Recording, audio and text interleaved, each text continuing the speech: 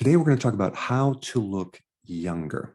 Now, if you tell people what to do without the why to do it, a lot of times they won't do it. So, to look younger on the outside, you really have to be younger on the inside. Now, and when we're dealing with a youthful look, we're dealing with targeting the accumulation of damaged proteins. Okay. So, the more damaged proteins you have internally and externally, the older you're going to look. Damage that's occurring due to inflammation or chemicals or heavy metals, etc. Now, let's talk about environment. Okay. Your environment is just filled with chemicals, poisons, drugs. I mean, it's just really hard to avoid that. Thank goodness we have our liver that can dismantle these poisons. Okay. It can dismantle heavy metals. It can dismantle pesticides and insecticides, pollution, chemicals in the water, chemicals in the food. And that's called phase 1, phase 2 detoxification. Okay.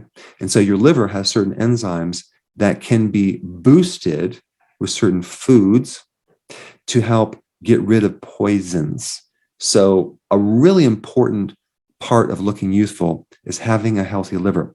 If your liver is cirrhotic or filled with cirrhosis, scar tissue, or it's filled with fat, or it's inflamed, you're going to look old.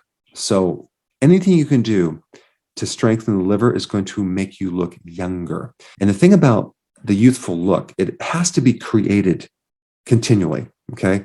A lot of times people just neglect this creation of health, and then they wonder someday, what happened to my body?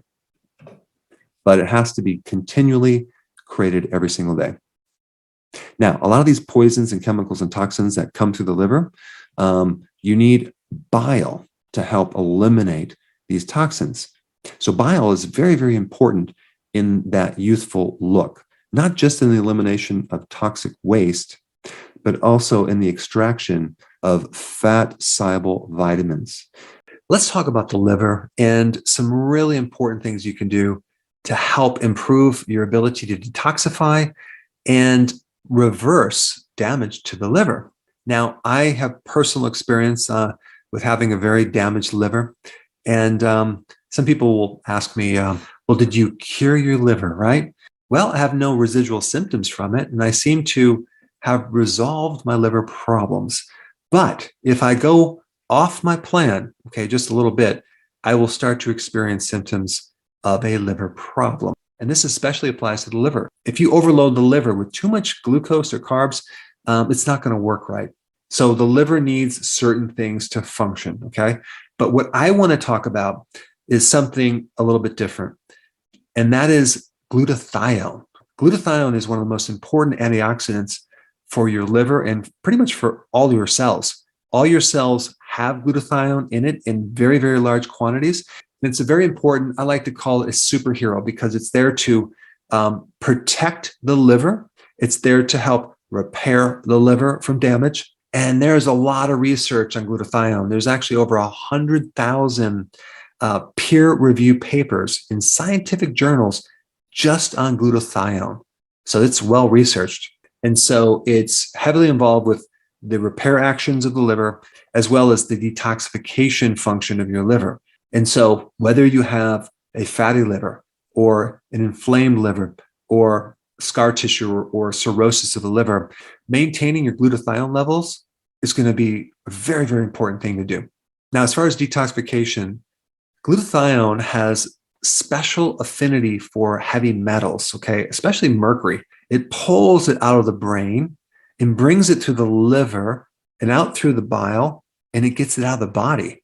I mean, that's like miraculous. It helps to change poisons that are fat soluble, that are stuck in the body, to water soluble, harmless particles. That's pretty cool. It helps to break down things like hydrogen peroxide that your cells make as one of the defense mechanisms in the immune system.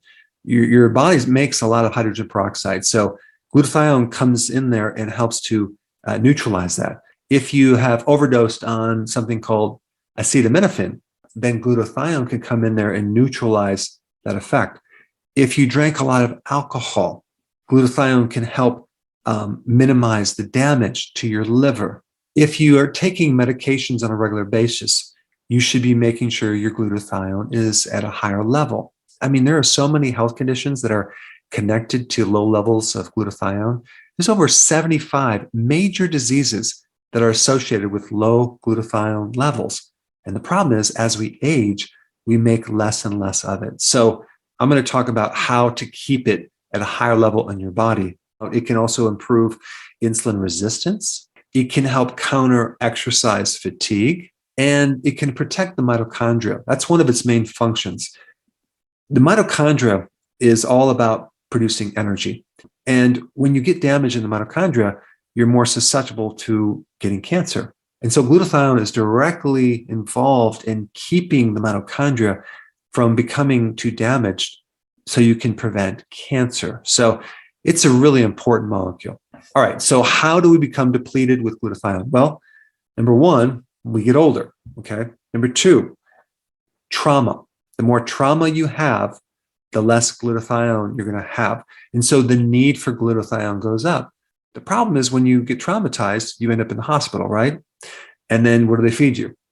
All the things that deplete glutathione. So that's not good. So junk food, conventional foods deplete glutathione.